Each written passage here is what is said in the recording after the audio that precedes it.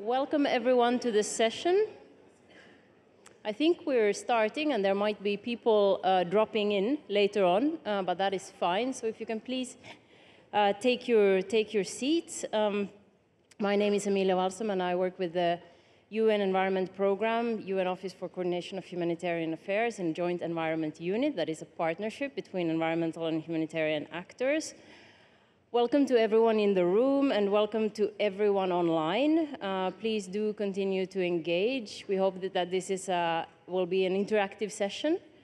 It's a session called Do No Harm, Environmental Protection and Reducing Our Own Footprint, and I'll briefly introduce it in a moment. But please engage, even though we have a big room and lots of people in the room and you think maybe it's hard to engage, but we do want you to engage on social media and you can post your questions and we have people then monitoring those platforms. So that way we can have a lively and dynamic debate. So first of all, I want to introduce as well the two panelists that we have here. So first of all, Kathrine is the Sustainability Development Advisor at the International Committee of Red Cross.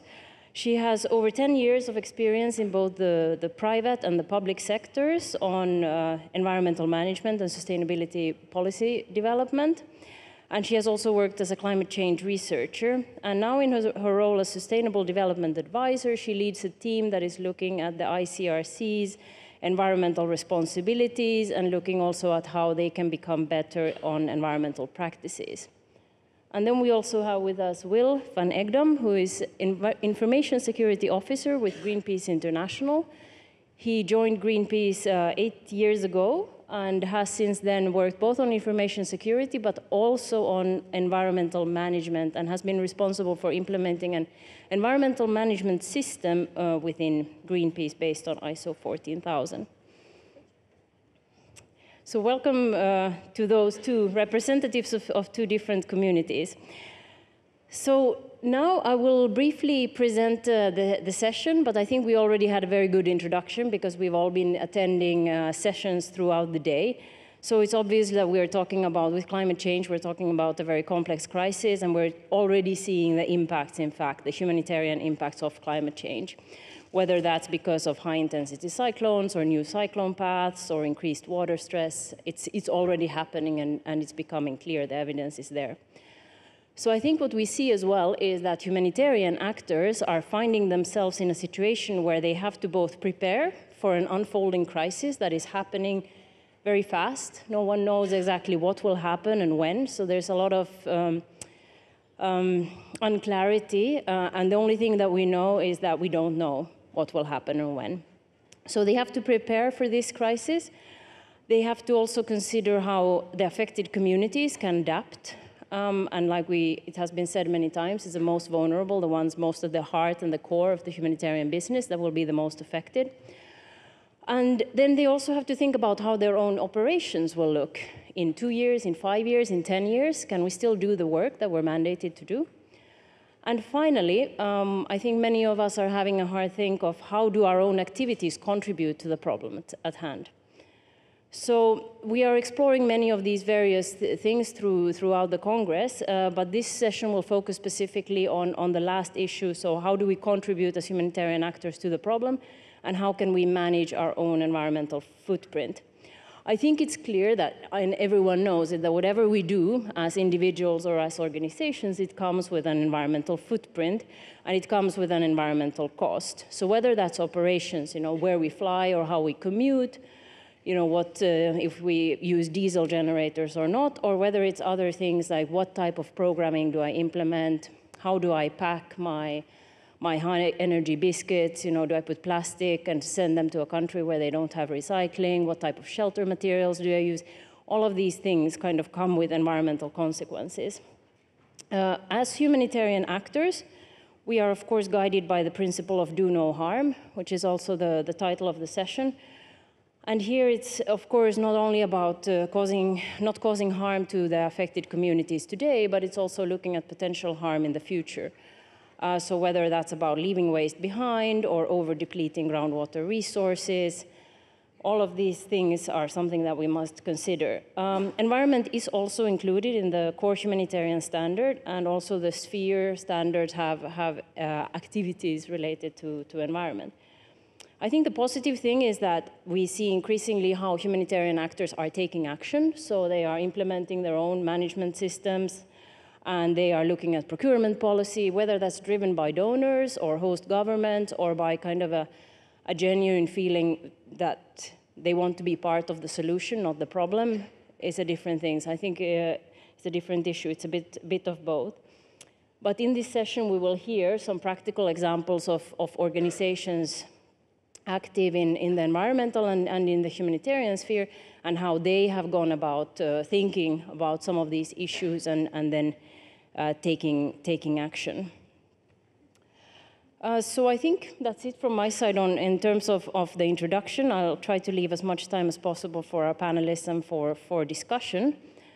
So now we will also, as I said, we will try to engage you as far as possible, and for that we will use Mentimeter. So I will ask that to be put on. So this is, if you are not familiar, it's kind of an online tool, and you can go in and you can vote. So go to www.menti.com if you have a smartphone or a tablet or a laptop or something that you're using at the moment. And then you enter, when it asks you right there in the start, you enter the code 163178, please. So if you can do that right now, and then answer the first question. Should humanitarian actors be held accountable for managing their environmental footprint? Be held accountable.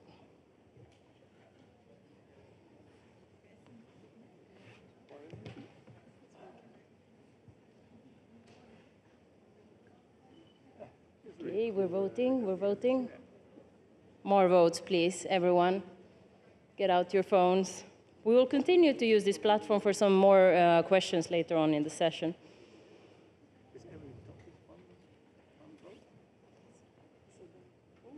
Oh, wow. People waking up.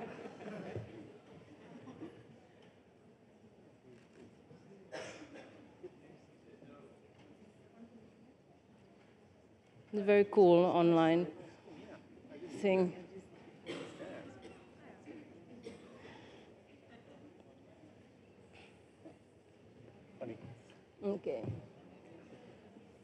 Okay, so we have quite a majority thinking yes. A tenth of you who are maybe not sure, and then a minority who says no. It's not our primary thing. Okay, I will hand over to Kathrine to present a little bit on what the ICRC is doing in this regard. Over to you.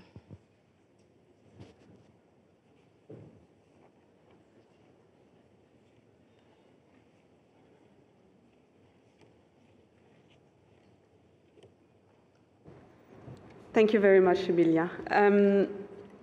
Yes, so I guess it puts a bit of pressure on me if you all think that we have a huge responsibility to do something. I'll try to give you a few examples of what the ICRC is doing in practice.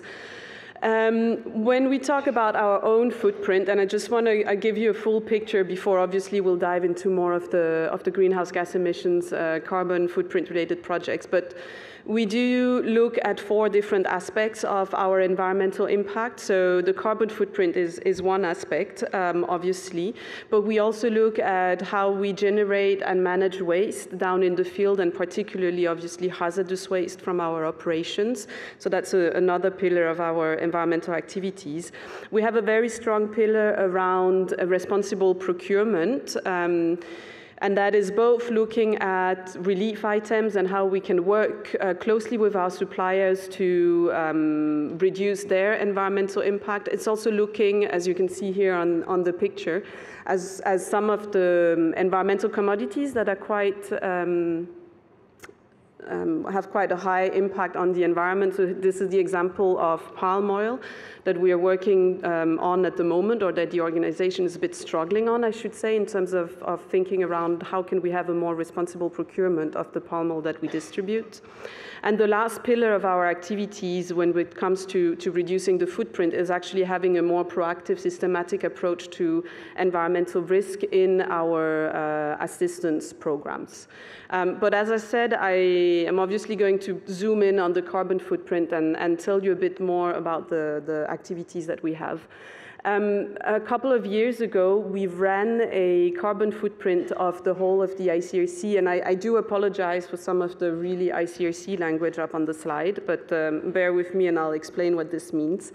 I think one of the first surprises for us that we had when we did the carbon footprint was to realize that about 50% of the greenhouse gases we emit actually come directly from our supply chains. So when you see up here 29% from ECOSEC is our economic security unit.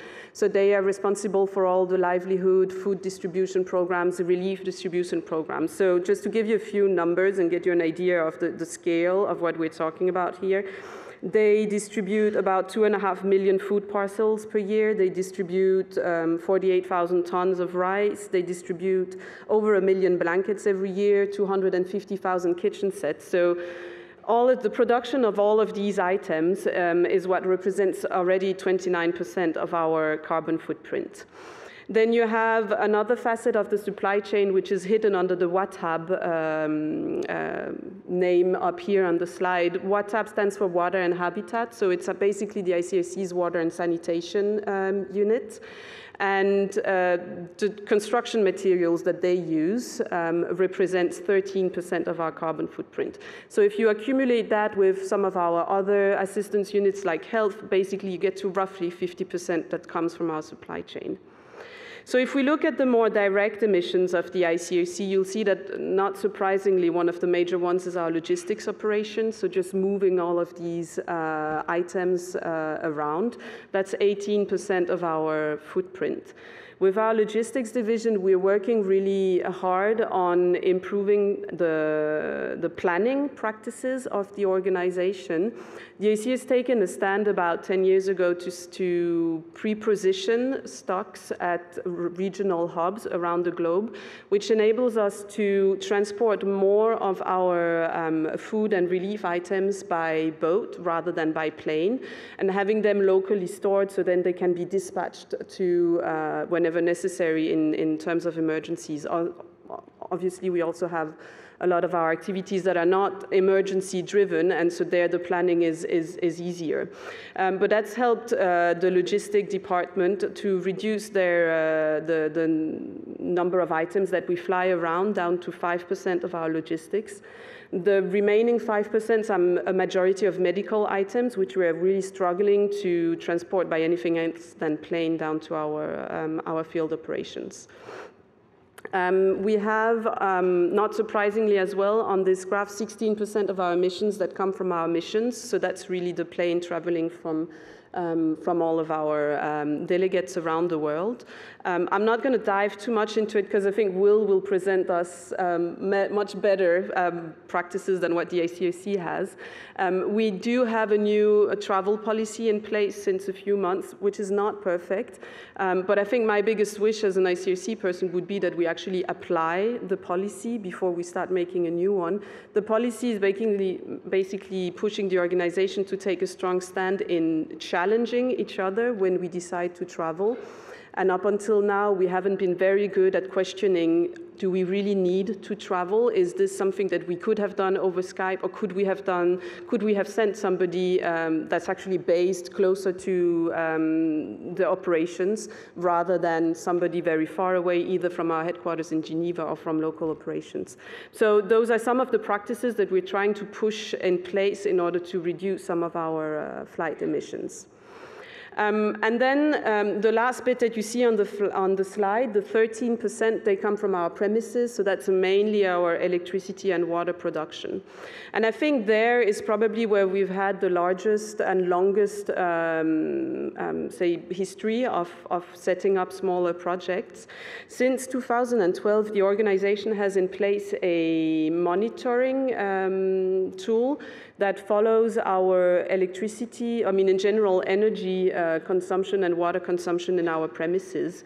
And it's been on a voluntary basis since 2012. It became mandatory last year, so we are finally able to track all of our delegations in terms of energy consumption. And actually, when I was preparing this presentation, I realized that we, by now, have about 10% of our delegations that are taking an active energy, or that have active energy projects. So those projects range from very simple installing LED lights in our premises all the way to more complex solar projects. But we are realizing that more and more the projects are bubbling up from the bottom up, and it's very encouraging to see that as we communicate about the consequences of our practices in terms of energy, a lot of the thinking is changing as well. I wanted to just highlight one project in our premises that we are rather proud of, and that was finalized end of last year. So in our warehouse, regional warehouse in Nairobi in Kenya, we have installed what is called a microgrid. So the microgrid is the container that you see on the slide, and in there you have a large series of electronic devices and some batteries, but it's connected to the solar panels that are behind the back of the photographer for this picture. The reason I chose to talk about this project is actually also to tell a bit about how much of the benefit solar energy can bring to our operations, more than just on reducing our environmental impact. So here we installed this technology basically because it helps us to have a much better energy supply. So also from a quality perspective, the microgrid is able to take whatever electricity comes in from the grid, but also improve the quality of that electricity so that it protects our equipment. And especially in this warehouse, which is a large part is a medical warehouse, it means that our large investment into air conditioning, freezers, fridges, etc., are protected from electrical surges, or we had a series of technical issues linked to the electricity supply. It also means that when the electricity supply switches off, the microgrid picks up with the batteries and the solar system, but it's completely invisible to anybody working in the logistics center. So before we used to have just a small period of blackout, but everybody would notice that something was off. In this case, it's completely unnoticeable from our staff, and it's actually made life a lot easier around, again, a lot of the practical equipment management in the logistics center. So on top of the environmental benefit, we're really happy to see that such technologies actually exist today, that they enable us to have many more good practices. One thing that didn't appear on the first picture or on the graph that we just looked at is what does it mean for our assistance programs? We measure our carbon footprint internally. Obviously, we cannot measure yet, or we don't have the data collection possibilities to measure the impacts that our actions trigger on beneficiaries or populations affected. So, for example, when we provide cash to pay for electricity bill, we don't count the carbon emissions from those electricity consumption in our own carbon footprint. But obviously, it's another side of the problem when you talk about mitigation. We are at an early stages of exploring this, but trying to think about how should we look at the needs of the people that we support with a new angle, an angle by which we can ask ourselves, could we do this project in a better way for the environment and also reducing carbon emissions? One really nice example, I would say, of things that we've tested out is LED distributions. And those took place in Ukraine in the frontline households or frontline regions in Ukraine. Since the conflict, the electricity price went up by over 400%, and obviously more and more households was really struggling to just pay the electricity bills. The usual ICRC approach would have been to assess the needs, understand how many households needed support to pay the electricity bills, and then probably do a cash or voucher project out of it. This project team actually took the problem from the other side and said, can we help households to decrease their energy consumption so that they can pay still for the bills themselves, but just because they are using less electricity. And that led to LED distribution to over, let me just look at the figures. I think it's over 3,000 households. So it's about 25% of the populations in the areas that we were targeting. That received about 10 LEDs each, and the project was so successful that actually even at the local government level, they saw a large decrease in the energy consumption, which made the whole system a lot healthier as well to run even from a governmental perspective.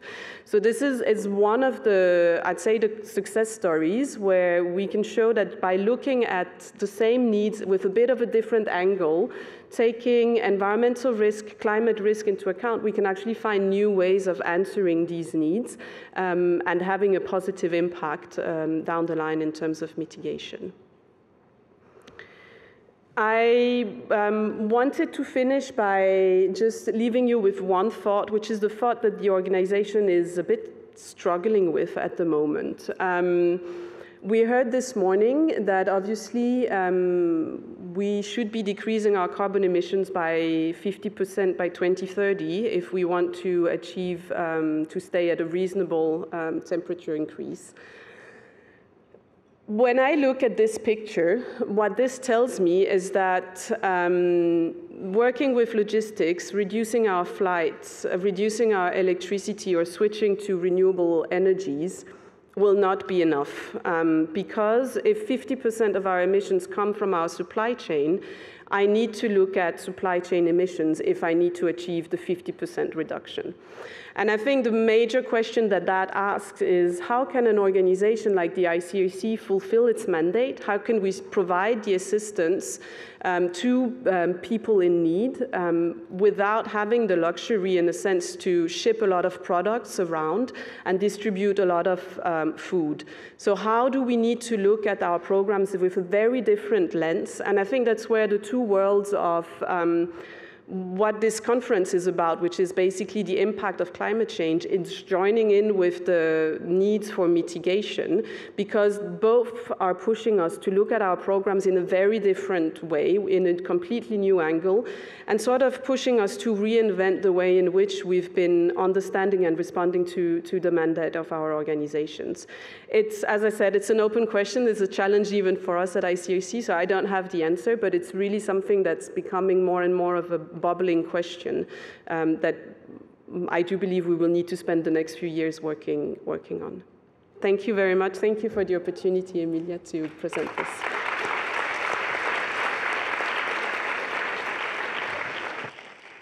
Thanks so much, Kathrine, and thanks for leaving us with that question. There will be an opportunity later on in the session to ask some questions, but now I want to get you talking to each other as well. So we're going to do this through a buzz group type of thing, where you can just turn to your neighbor, to your left, to your right, look behind you, and form small groups of 2 or 3.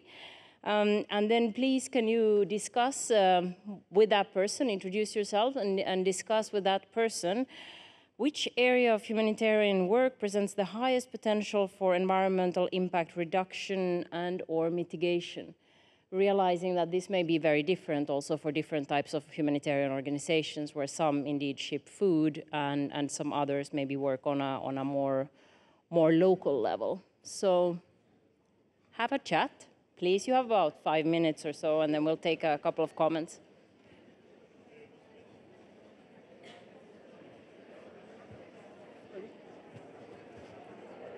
Yeah, it's coming up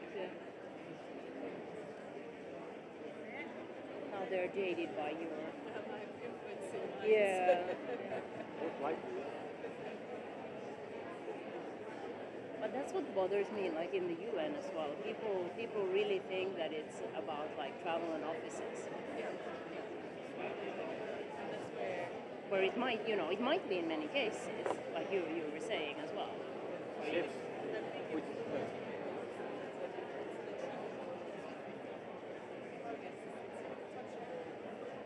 Yeah.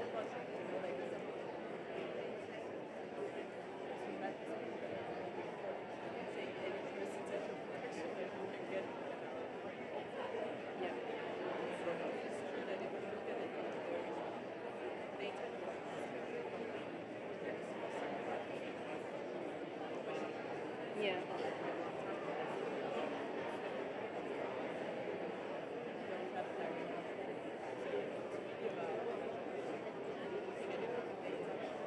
Yeah.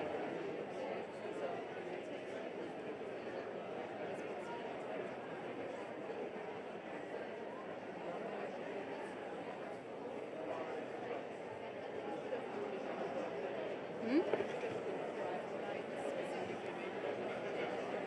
Yeah. Yeah, it's not, yeah, well, it's, I guess, transportation.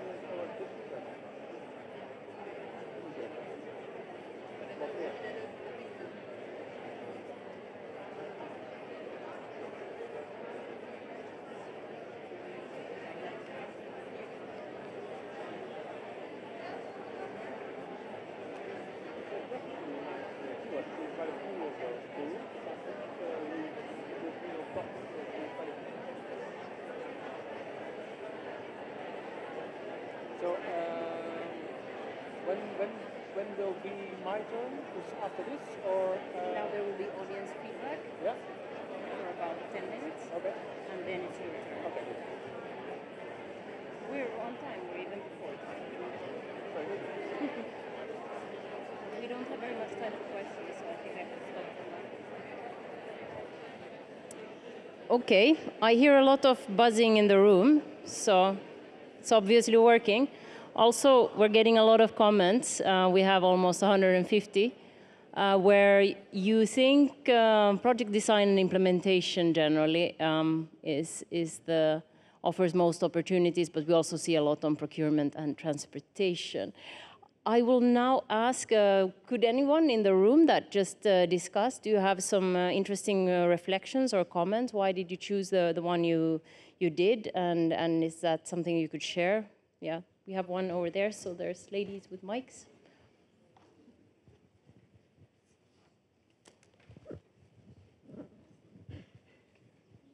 And if I could please ask you to introduce yourself. Yes, hello. My name is Caillou Orellana from the German organization HELP, and I have 2 points that I would like to add into this discourse. First of all, I think to make a survey after explaining that procurement is a relevant factor gives us a significant selection bias in what we are trying to do here. So maybe this is why we have 42% there. And the second thing is directly referring to the ICRC presentation. When you were presenting the microgrid facility, you were cooperating with ABB, and I think what's missing here is also the kind of partner selection that you do, because this is also like significantly impacting the standing of partners. They are questionable, to say the least. For example, ABB is providing your electrical machinery, but they're also constructing large dams in Malaysia where they are flooding huge parts of the rainforest. And your other deal with Munich Re is, I mean, it's, Munich Re with the Red Cross, like they step back from the coal business because it's not really profitable anymore, but they invest huge numbers of money into oil and gas, so that's also not really helping. So the selection of partners is missing here, and this is like a major thing. Yeah, very, very good points. Thanks for that. Do you want to comment? Yeah, it's okay. So just to react on the last point, there is a partner selection process within the ICRC, and environmental impact is one of the different criteria that is being looked at. It's actually been recently reviewed because of several weaknesses that you've well pointed out. So it's something that we are also learning as we go along. Actually, the microgrid project was one of these learning experiences. So for us, one of the questions that we wanted to assess is, how can we learn to work with different partners, private partners, because we don't have the skills internally to do this all by ourselves, and especially this energy transformation, we do not have the skills internally. So one of the reasons were to learn about what does it mean with a private partnership, and to tell the least, it's been a bit of a painful project, which is probably also why we're a bit proud of actually having it up and working. We've been working on it for 2.5 years before it finally made its way into the warehouse and is actually properly working. So, but it's very fair points, yes. Other comments, reflections from the audience? Anything? No? You're all happy? Okay, good. And then I think we can move on. I guess maybe just one comment from my side also on the partner selection. I think that's a very good point, and it was raised this morning as well in terms of the financing of our activities and how we support banks and whatever. So kind of these indirect issues, which are very important. And I guess within the UN as well, that's something that we're trying to get better at, and it's also part of the whole localization agenda and trying to get more local partners involved. But we face quite a lot of challenges there also. In part of it is the financing side as well, and the capacity development and things that come into play. But it's a very valid point. I will now then hand over to Will to reflect or to share with us from another perspective. So this is not the humanitarian organization, but also kind of an activist organization within its own right and field. How did you go about environmental management within your organization? What did you learn throughout the process? Not without struggles. Yeah. So we are a campaigning organization, and we largely depend, like your organizations, on external factors when it comes to which activities do we have to do at which locations. And our carbon footprint is largely dominated by the use of our ships because, they run on oil, fuel. Although I must say we now have the Rainbow Warriors, the new Rainbow Warriors since 2011, and it has sails, it has electromotors, but it also has diesel engines. And if we have to go fast and cannot depend on wind, the fuel is the dominant propellant. So although we try to make our ships as fuel efficient as we can, if we need to go to the Amazon, for example, more often or faster, we will see our carbon emissions rise. On the other hand, if our ships are apprehended by a government, like what happened to the Arctic Sunrise a couple of years ago, when it was seized by the Russian government, it was kept in the harbor for roughly over a year. So one of our 3 main ships, we saw a big decline in our yearly carbon emissions. Does that mean we did a great job that year? Well, not really. So in addition to our ships, business travel by air, train, etc., is largely dependent on the same factors. Where do we have to go, and how fast and where? So that also doesn't mean that if we travel by car, that an increase or a decrease of our emissions means that we did a good or a bad job. It really depends on the type of campaigns.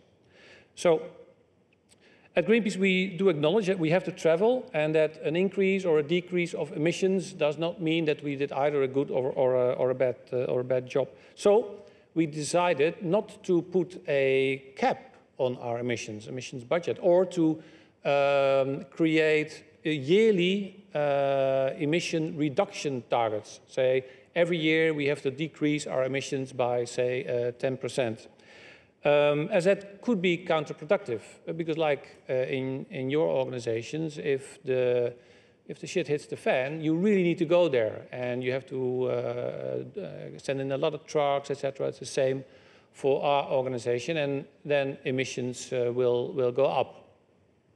So instead of that, we did something different. Instead of reducing our emissions on a yearly basis, setting yearly reduction targets, 10, 15, whatever %, we said, no, we want to minimize our emissions as much as we practically can.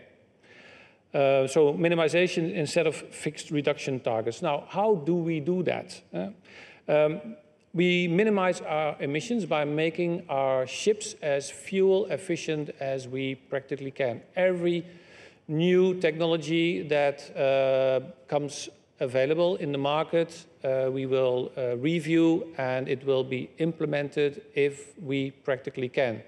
New Rainbow Warrior is a great example of such a new technology.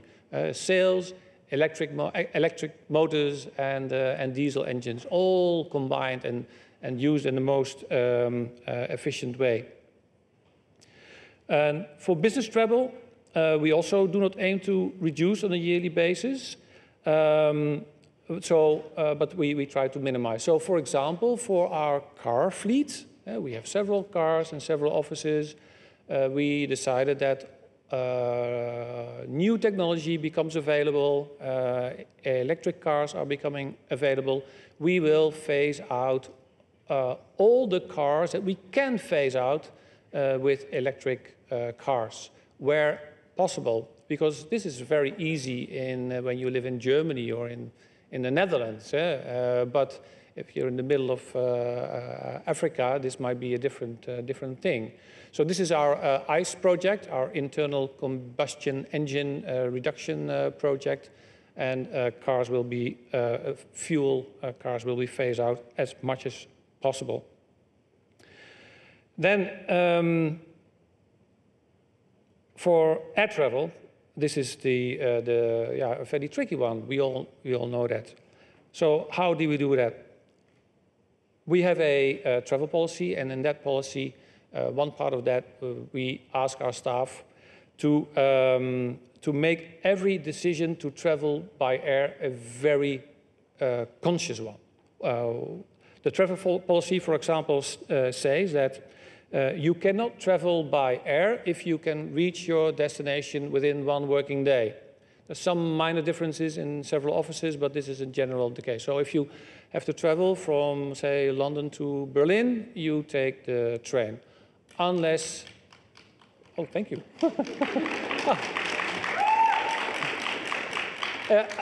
I come from Amsterdam. I took the train, but it's a lot easier.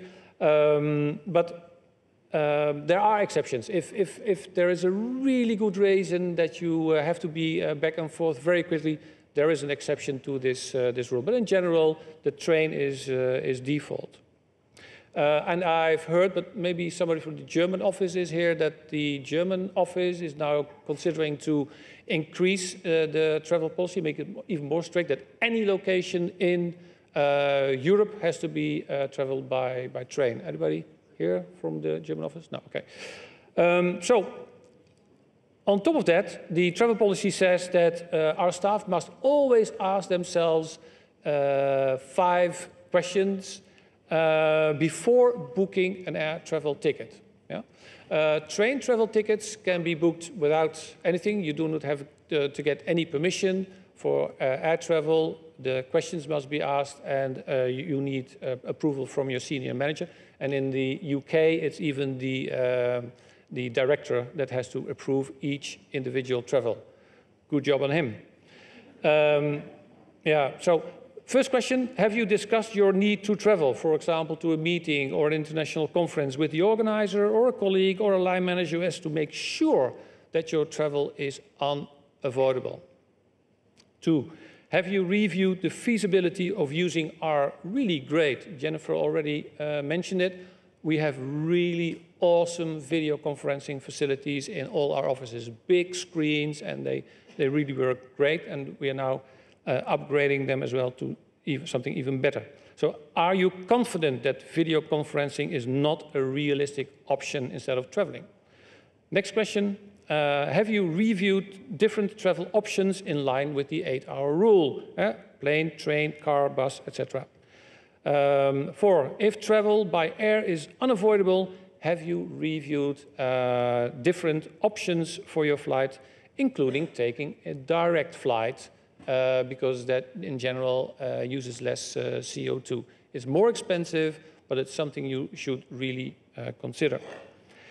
And in addition, and this is really cool, we have an online tool. They are available on the internet if you search for them, but we just created our own. And this tool calculates the most CO2 efficient meeting location for an event with international participants.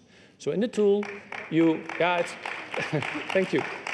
Applaud for the Greenpeace UK organization, because they just created this awesome tool. I just saw it last week. It's still in beta, but it looks great. So you give for each country that wants to participate, you give the number of participants.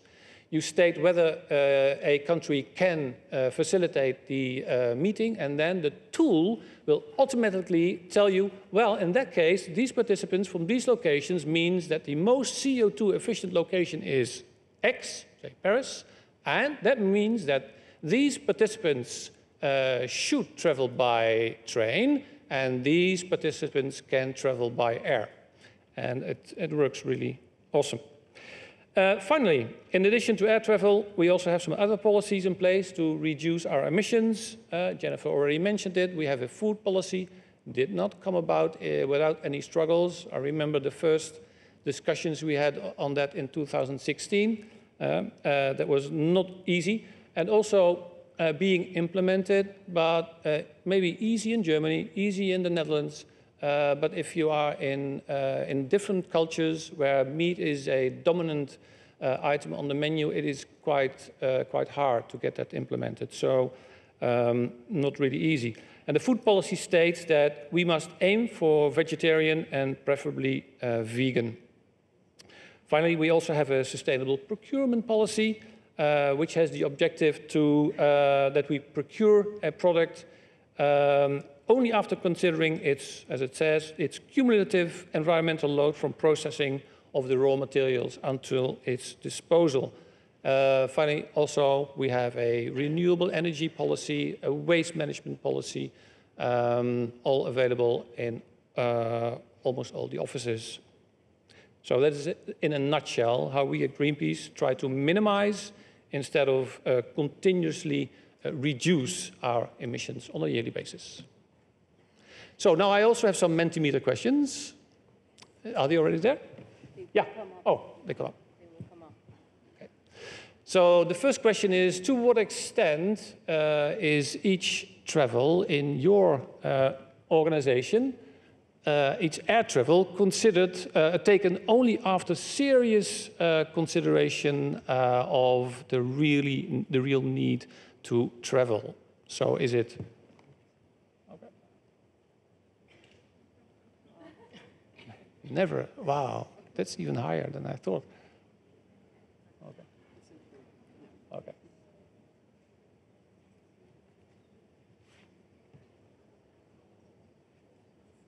We got like 120 on the previous one.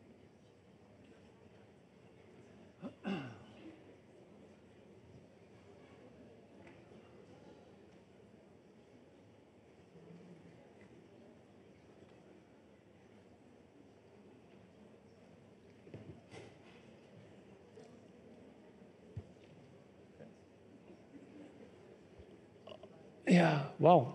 Yeah, hardly ever.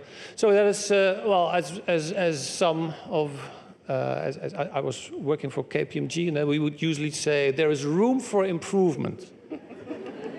Yeah, there is room for improvement. Okay, so yeah, you can consider, well, it's quite easy. You can consider implementing some questions and challenging your colleagues. Next question. Yeah. So what strategy would work best in your organization? Is it setting yearly reduction targets, or is it a minimization strategy? What do you think would work best? I'm very interested in this. Oh. Here they have to type in, so it might take time. They will type in their answers, so it might take time. Okay, but they don't get...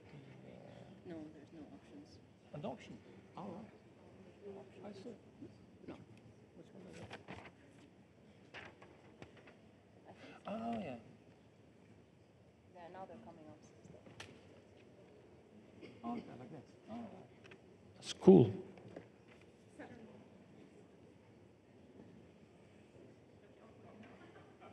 There's one question for you. The planet has a CO2 budget. Why does Greenpeace not do one?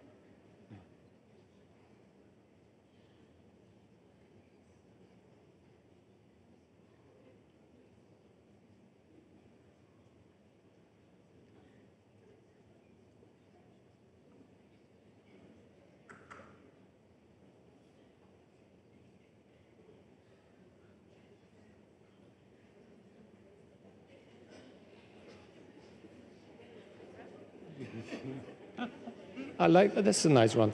We considered that. We have a nice monitor in one of our offices, and to put names on there of people who travel a lot, but it's not fair because some people just have to travel.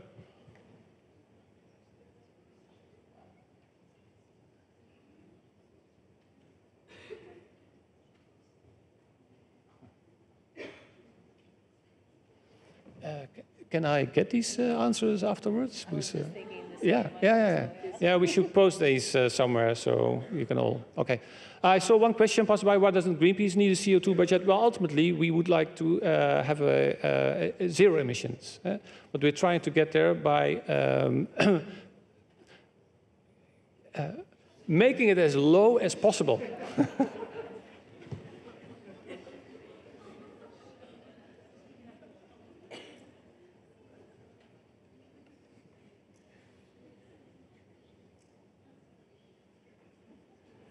It looks as if we get more answers now. So are we happy with this? We're happy. Okay, good. Well, thank you very much. It was very interesting, very worthwhile. Yeah.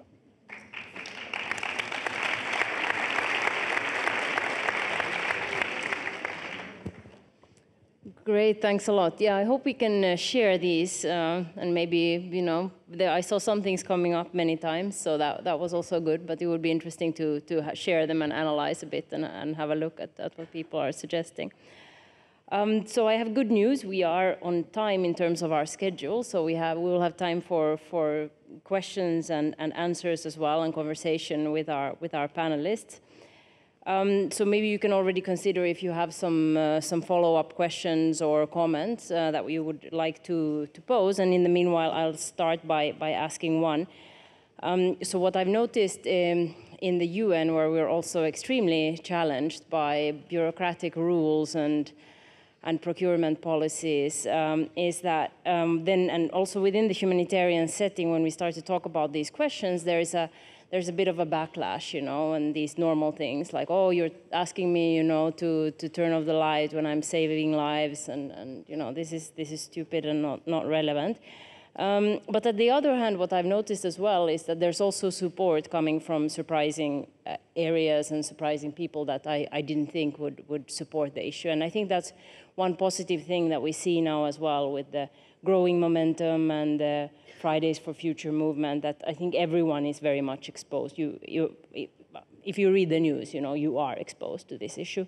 So maybe I would ask you if you have, you know, from within your organizations, do you have any good advice to those people who are there, you know, within their organization and feel that we should be doing more, but you don't really, you know, we don't really know what to do or how to act when the problem is so huge and multifaceted, and we run into these hurdles and policies and procurement rules?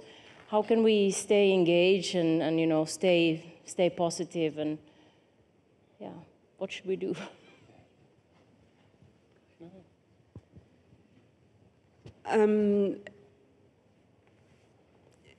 Okay, it will. I think it depends on the role and the responsibility that you've been assigned.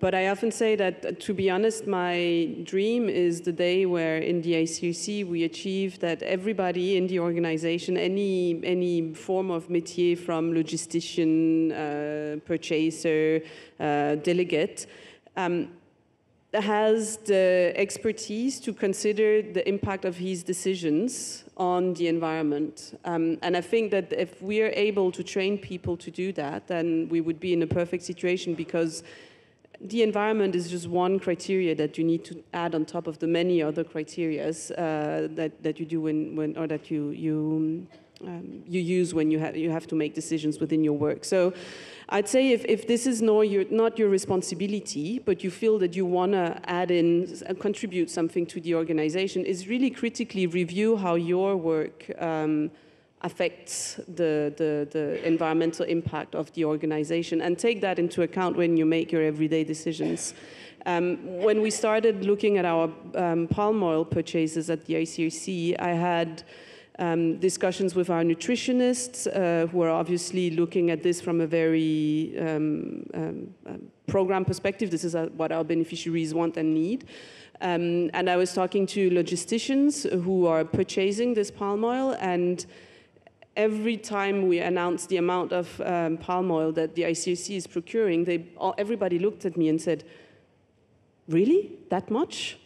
I didn't realize that. I purchase a few tons here, a few tons there, and actually when I do my own purchases from at home, I look at every biscuit that I buy, and I want it to be palm oil free because I don't want to give that to my kids, and I don't want to contribute to the system. But then it's true that I sit here every day and I buy a few hundred tons of palm oil, and I don't think about much more of the consequences. So I think that is just that taking into account the environment as one criteria in your decision making every day can make a huge contribution to the organization. Yeah, what I would say is don't hesitate to challenge your colleagues on environmental behavior. It's on the one end. And on the other end, do not get offended when you are challenged. Accept that you will be challenged on your environmental footprint or your behavior. I'll give you one example. A couple of years ago, some IT colleagues of our organization, some technical guys, they were regularly every Wednesday, I think, they bought half a chicken for lunch, and they would eat that in our office. And it took me maybe a month or two before I found the right words to challenge them about this. And I was really hesitant, and I thought, oh, they will get angry. But actually they were, oh, actually we never realized. Oh yeah, so no problem. Yeah. So just be honest and accept. Thanks a lot. And I will now hand over to the audience, and also remembering our online audience. So if you have questions, also online, just post them on the Facebook or Twitter with a hashtag, and our moderators will pick them up. But I see quite a few questions over there, so Or over there? Yeah, someone? Well, I get the mic, so I have the first question. So hello, Alexandre from MSF France. We are currently, among other things, trying to draft first, let's say, some sort of IT guidelines for to reduce, well, yeah, to reduce basically the footprint of let's say of our IT tools, because like emails with 6 megabytes, enclosed files sent to 30 people, and kept there for 25 years. So that has an impact. So I would like if you had ideas or implemented policies in your organizations, or if you were about to. Thank you. Maybe we'll take a couple of questions, 2 or 3, and then we can answer them all in one go. I'm getting up so you can see me more easily. Yes, thank you.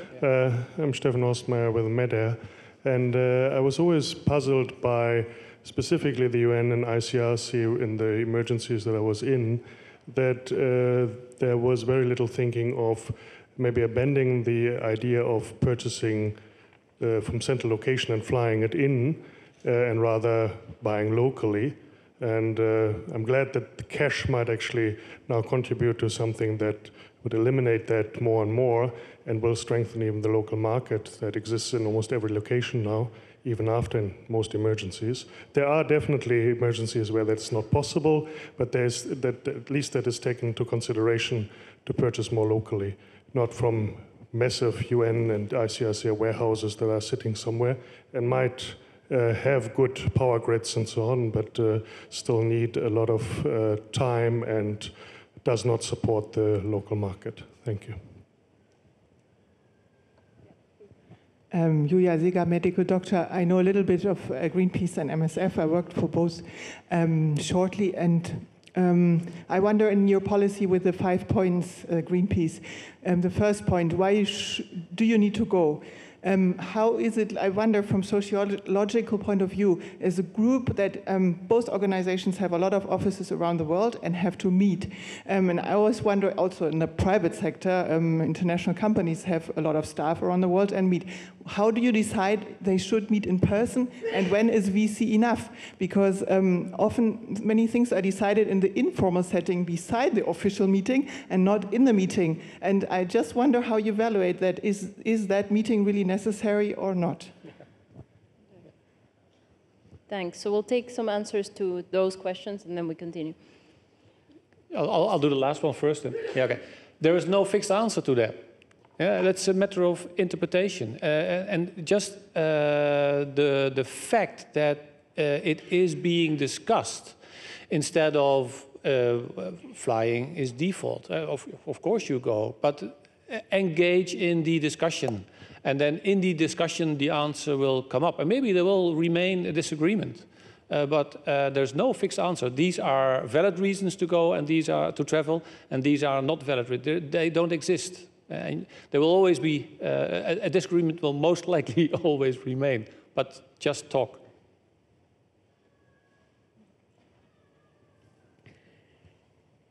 I guess we continue to go building up. So on the question of the local purchases and cash, it's still a very hotly debated question, even within the ICRC. I think we need to be very conscious of the word local and what we mean by it. I am in a very strong favor of a lot of local purchases when we're talking about products that are of quality and produced locally. If it's favoring local purchases, but of actually Chinese products that have been anyway traveling around the world to end up on a market somewhere, and that have actually ended up on an African market because they have not met the quality standards in Europe, and so have been thrown out from our countries. I think that we need to be very sensible around that question. We've tested, for example, quite recently kitchen sets that you could find on an African market that actually the results coming out that they are a health hazard for people that cook with them. So should we be supporting that kind of market with cash, or should we actually bring in the ICRC purchased kitchen sets? I think that the answer from the ICRC's perspective is let's rather bring in the products where we control and are sure of the quality and of the production manners. So there's many different aspects, I think, to take into account when you look at how much of the local or how much of your procurement can you actually make at a local level. And I think a lot of things is hiding behind the word local that we really think we really need to be more conscious about all of the different impacts of local. Of course, if we can do local and if we can support the local economy and if we can distribute cash or vouchers and know that our beneficiaries first have the choice of what they are buying and have access to good quality products, then it's a no-brainer, basically. It's an obvious answer that, yes, that should be a definite favorable system.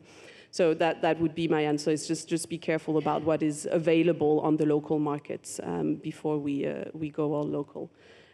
On the IT question, it's actually, I have a very short answer, which is no, we haven't looked into it. So, and I'm not quite sure where the person who asked the question was sitting, but yeah, unfortunately, that is one aspect that we haven't looked into, but I'm writing it down, and it's probably something that we could look at in terms of also understanding more of the weight of that in the overall carbon footprint of organizations. Thanks. Did you want to say something? Yeah, no, just for the IT. So we have a renewable policy, and we want each of the IT service providers that provide IT services to us to at least use renewable energy. And if they don't, we engage with them and ask them if they are planning to. And if they are not, and they do not have any plans in the near future, we will preferably do not do any services or take any services from them. Thanks. Just on this one, in the Joint Environment Unit, we also facilitate a network on the Environment and Humanitarian Action Network, bringing together about 120 experts and 40 different organizations to talk about these issues, like who has these types of guidelines or policies, and to share best practices. And I think here also, as has been mentioned, I think the environmental organizations have a lot to bring to the table, because you already have some of these things like in your contracts, and you know more about it than the humanitarians. So that's also something that you know, I'm happy to talk more about if any of you want to reach out after the session. But we have some more questions. I see. I have a mic. Okay. Hi, I'm Carol Devine with MSF. Thank you so much to Greenpeace, to you too, and to ICRC for actually sharing your best practices. I think that matters a lot. And I also thank my colleagues who challenged me, and I've fought hard to come to this one, but turned down other meetings. But yes, I think you know, making it a reflex to question is really good. My question is more to Kathrine, your kind of existential question too about you know, chipping away at reducing our footprint is not going to be enough if we want to make a significant impact.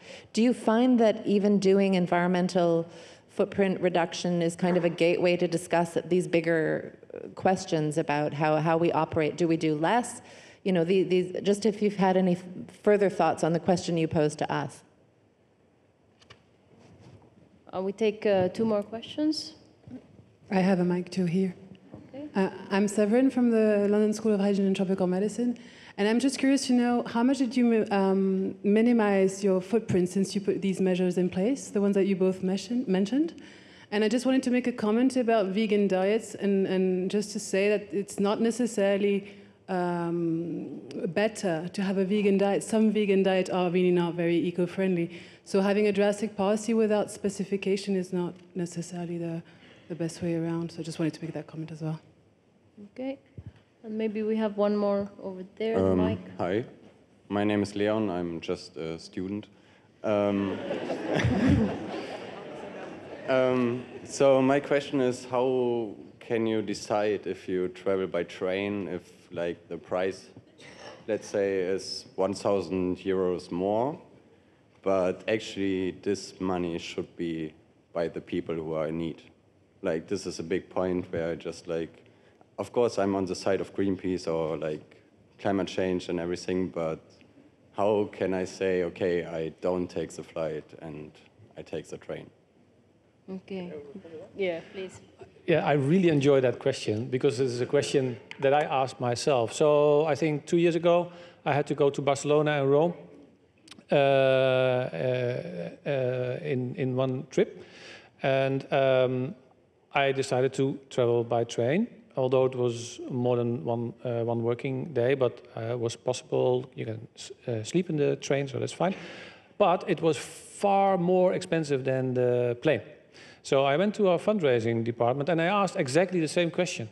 Yeah? The train is so much more expensive because I have to take a night train, I have to sleep in the train. Is that acceptable from a donor point of view? And so now I will ask you the question again, because my fundraising department said, yes, we think that our donors would prefer you to spend more on a sustainable way of traveling than less on a less sustainable way of traveling. I'm not sure if you would agree with that. Was a yes nod? Yeah, okay, good. Lucky here.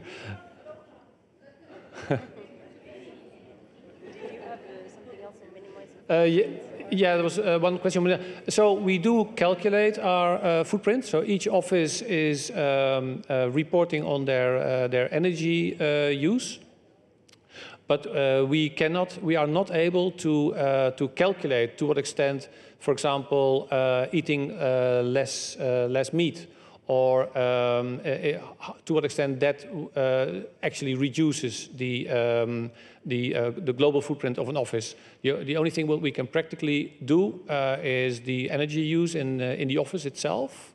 That is practically doable, but less meat, for example, not really. And for the vegan, I'm not sure. I'm not the expert on the dietary issues. Sorry, no, my question was more, since you've put all these measures in place, how much did you manage to minimize your footprint? Yes. That was the first question. Yes, the footprint is not, as I said at the beginning of my talk, the footprint is not really, doesn't really depend on the measures that we take, but on the amount of campaigning that we do. So if, like for example, when if you take it into account, if you adjust it for the number of missions that you do. It's not possible for us to calculate that. Oh, okay. No, we cannot calculate that. And Emilia, have you looked at that? So the carbon footprint I presented was a single exercise. What we've decided to do and that we are doing right at the moment is actually having consultants helping us to build our own carbon footprint tool. So we would be able to calculate that on a yearly basis and actually track improvement. So my question is, can you bear for just another 2-3 months, and we should get the answer. Sure, but yeah, the objective is to be able to do that on an annual basis and track improvements. And we are looking into questions like these, like how do we also factor in the fact that, as an example, the ICRC's budget is growing heavily, and so how do we factor that in terms of that our footprint will be growing if we continue to grow at this rate. So there is probably both some global or total figures and then some KPIs to be looked at. But okay, yeah. Thank you. And just on the food, like for example, avocados, the fact that everyone is eating avocados all of a sudden to be vegan, that is causing a lot of deforestation on the planet. And there's a lot of patterns like that that are having a very negative impact on the planet. And so, yeah, we have to be cautious with the kind of messages that we send. That's all I wanted to say.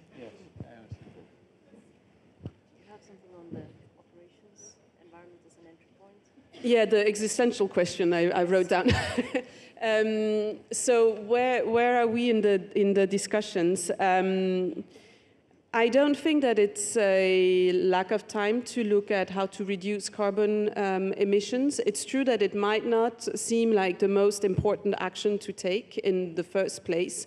What we found when we talk internally to our delegates, our head of delegations around the world, is that how to operationalize the question of climate change risk, environmental risk is very difficult for people. How to really make it concrete and understand what do I need to change in my everyday life is really difficult for them. Actually, when you engage with them on a rather mitigation level, so what are the very simple first steps that you can do to reduce your footprint? It makes it a lot more easier to engage on the practical action and to get them into an action mode. And I think that it's actually starting the whole thinking engine. You get those virtuous cycles in place of when you install solar panels in a delegation, actually suddenly people stop using their air conditioning, for example, because they actually realize the environmental costs of that because they see it, whereas before it used to be further away. So I think that there are gains to start with mitigation as an entry point to actually operationalizing some of the much more complex questions that the climate and environmental degradation is posing. Thank you. We have time for about 2 or 3 more questions. I see one there. Yeah. Yes, hi, Thea. I wanted to say something about that big question that our student raised. I don't know where you are, but on the one hand, I think we have small measures, and they're really fun if you can think of a really nice small measure, but we have to also look at the big picture at the same time. So, particular, I mean, for example, in the question you raise, like maybe one trip is more expensive because you don't use the plane, but if you then don't take 2 other trips, in the end you're more cheap. And so the bigger picture, I think we have to find ways to articulate this with the humanitarian programming more broadly, particular localization. I mean, how much travel we have from consultants, international folks, that could actually, if we would pay more attention to localization, be dealt with locally. Or the other example, how much can we do by doing more systematically disaster risk reduction to avoid some of the losses and some of the damage that will be done when a disaster hits. So I really like the small measures because you have to start somewhere, and everything you do, every small bit helps. But at the same time, I think we have to see how this articulates with the bigger questions of humanitarian strategies, including the cash relief. Yeah. Yes. I also would like another question or comment here. Thanks, first of all. My name is Tobias from Plan International. Thanks, first of all, for the inspiring discussion. I would like to make a comment on the different approaches from ICRC of having a baseline of CO2 emissions and knowing about the percentages, and the other approach from Greenpeace of just going for the minimum wherever possible. I found the latter one really inspiring because it would be interesting to hear from you what that makes with your staff regarding motivation to cope with the policies.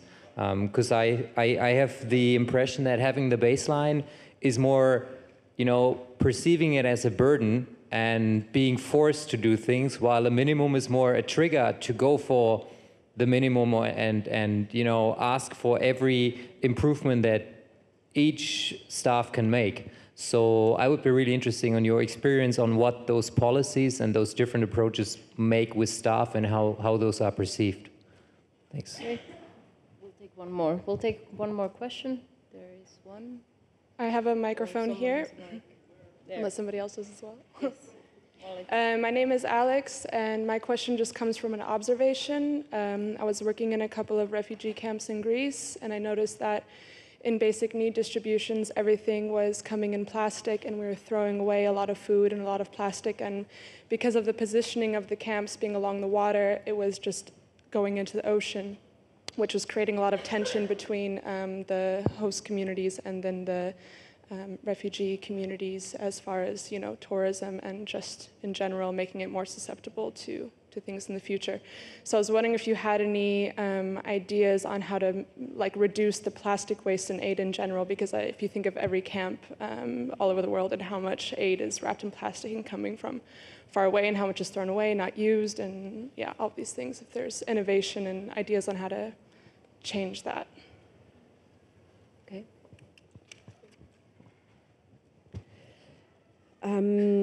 Thank you for the questions. Yes, the big picture question. I fully agree, and don't misunderstand me when we quote a few examples here and there. I think that if we want to achieve any kind of observable reduction in mitigation, it will be an accumulation of all of these smaller projects.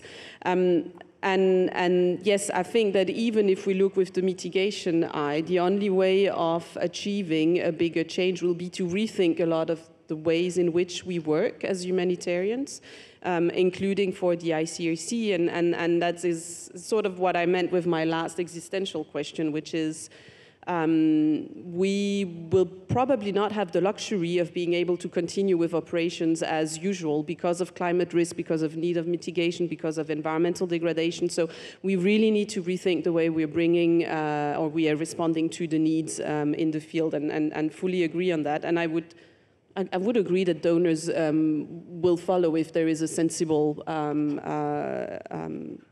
way of looking at that. On the plastic, yes, there is a lot that can be done to reduce plastic waste. I did not talk very much about the supplier programs that the AC has in place. Our procurement team is auditing suppliers of our key relief items. So those are things like tarpaulins, blankets, kitchen sets, mosquito nets, etc. We go to the plants with an external consultant. We look at their quality standards, but also at their social practices and their environmental practices. And we put action plans in place with them to reduce both their impacts or improve their social standards during the production phase, but also in terms of the product design itself. So these are things like, for very practically and tactically for the kitchen sets, the ones that we used to buy were every single piece was wrapped in a plastic bag, and then everything was put into a carton box. One of the specifications developed very simply with the supplier was to say, just take off all of these single plastic bags around every single item. They're not needed. But we also, a very basic thing, we redesigned with them the fork and knives so that they could fit into the pot and make the box smaller so that they are, well, there's less carbon footprint involved in transporting them. We've recently worked a lot on the solar lamp that we distribute in terms of both the type of batteries that's in it, the repairability, the durability. So there's a lot of work that you can do via the logistics teams as long as you have access to your suppliers. So I think that that is a key entry point when you look at plastic waste, because it is one of the bigger issues in distributions completely. Yeah, do you want to react to the no baseline question? Yeah. Yeah, okay, quickly. Yeah, I'm not sure if minimization will only work in an organization, in an environmental organization where people are very enthusiastic about trying to find the best, the most creative, most innovative ways to minimize our footprint. Our staff are very proud on about the Rainbow Warrior, the ship. We could have gotten a ship that does the same a lot cheaper. But this is what came out. The Greenpeace Netherlands office is very proud on all the interesting features they built in, including a grey water circuit, etc., to minimize their footprint as much as they can. And so there's many, many examples. So I think minimization definitely works best because people really like doing this. But I'm not sure if that would work the same in non-environmental organizations. I would like to know that. One to leave us with. So now I'll ask for the final Mentimeter question to go up, back up. So if you can still take out your phones and reflect again. And you see it's the It is, in fact, the same question as the first one. So after, has anything changed? Should humanitarian actors be held accountable for managing their environmental footprint? And as you put in your answers there, maybe I'll just ask for very quick, if you have any concluding remarks or reflections to the audience. Please, Will. Yay. No comments. It's coming up. Mission accomplished. Awesome. Okay, well, we will all be here, I think, today and tomorrow, so you just feel free to catch us in the hall if you have any questions. And please, now, in just about 3 minutes, the next session will start, so please stay. That's the keynote conversation of the evening about environmental defenders. So please stay around for that. You can stand up and stretch and then sit back down. Thank you to everyone who engaged so much. Thank you.